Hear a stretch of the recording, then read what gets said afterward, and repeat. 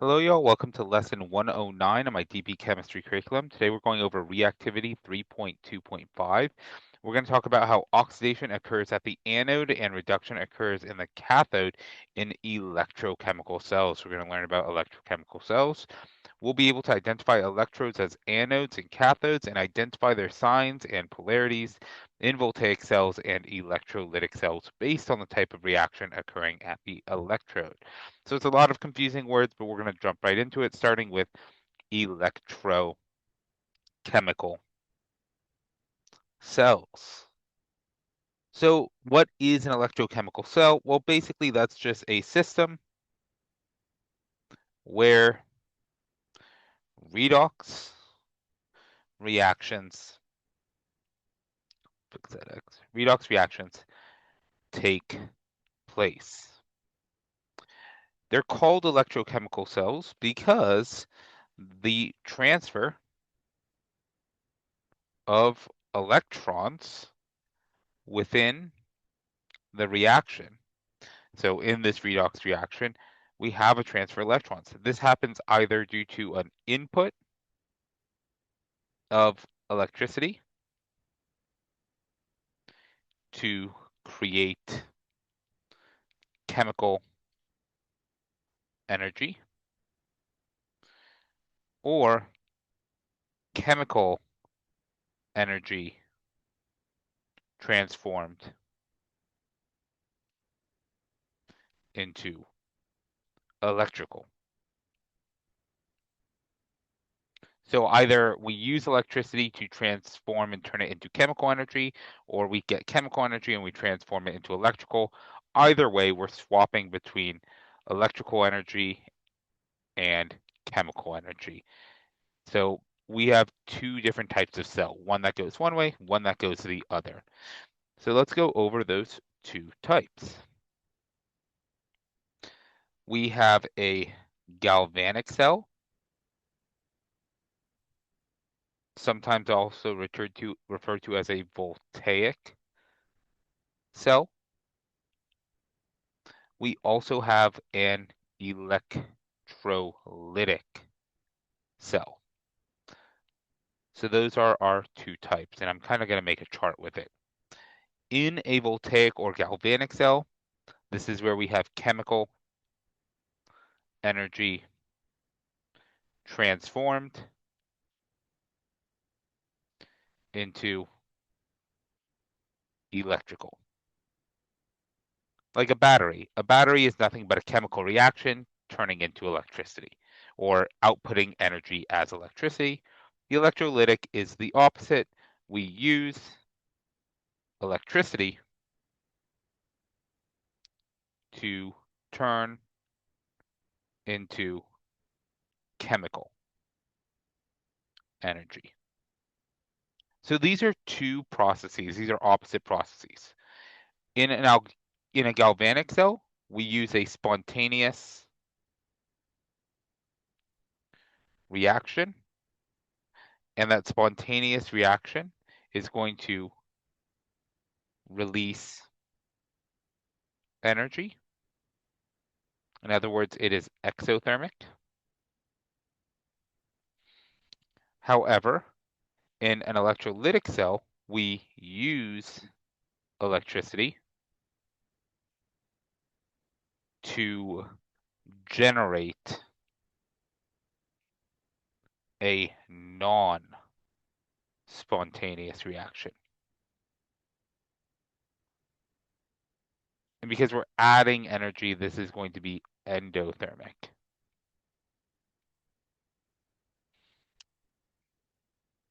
Now, in both these types of cells, we require electrodes.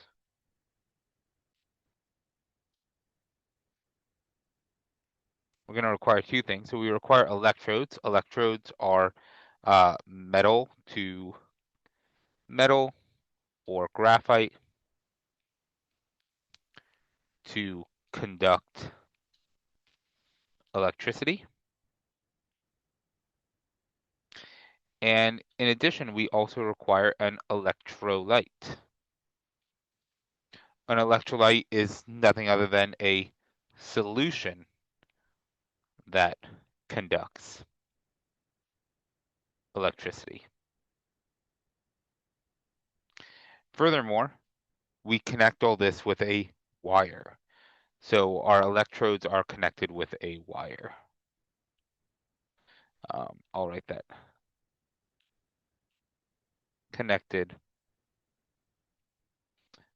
by a wire, something physical to conduct electricity across.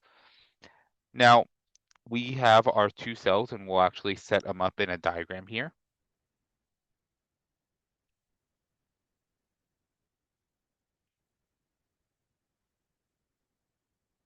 In both these cells, we have our electrolyte, so I'm just going to fill my tanks or my beakers or whatever, reaction vessels with an electrolyte.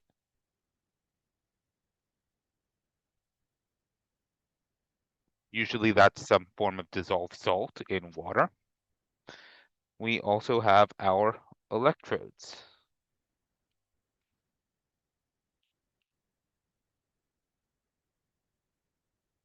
Now we might have our negative electrode and positive electrode, or we might have our positive electrode and negative electrode, and these are connected. Now in the left diagram, I am drawing a galvanic cell. We know it's galvanic because we're generating a voltage. We're going to have electrons flowing through the wire and creating a current. Uh, Within both of these, we have our what we are going to call our anode and our cathode. In an electrolytic cell, which we'll draw on the right,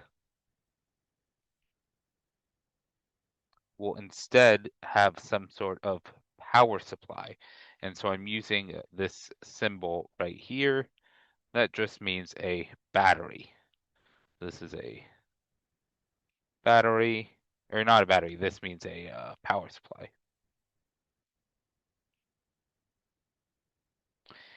However, we are still going to see the same movement of electrons. And once again, the left side is going to be our anode, and the right side is our cathode. So I'm using these words, anode and cathode. So let's go ahead and describe them and define them. Our anode is our electrode where, where oxidation occurs. So in both anodes, regardless of galvanic or electrolytic, oxidation occurs.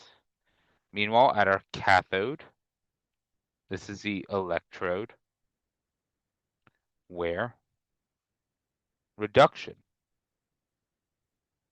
occurs. The way that textbooks like you to memorize it is the phrase an ox, like an oxen, or red cat, like a red or like a red cat. I know it doesn't really make too much sense, but the association helps you. Anox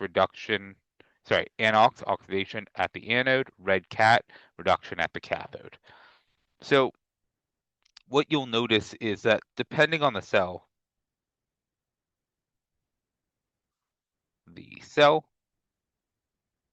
the electrodes will have opposite polarities. And what I mean polarities is what I just mean is relative charge. Relative charge. So if we go back to the diagram, you'll notice that the anode is negative in a galvanic cell, while the anode is positive in an electrolytic cell. Meanwhile, the cathode is positive in a galvanic cell, and the cathode is negative in an electrolytic cell. We're going to further define these and describe these in a following unit, and we'll see why they're positive and negative. We'll be able to explain that. But for now, this is what you just need to know. What we'll set up right here at the end is just a little chart to help you remember. Electrode, reaction, voltaic, or sorry, I'll use galvanic or electrolytic. So the anode is where oxidation happens. In a galvanic cell, it's negative. In an electrolytic cell, it's positive. Meanwhile, the cathode is reduction. And in a galvanic cell, it's positive. In an electrolytic cell, it is negative. So I hope this helps intro you a little bit to the differences between our two types of cells within an electrochemical reaction or an electrochemical cell, and have a great night.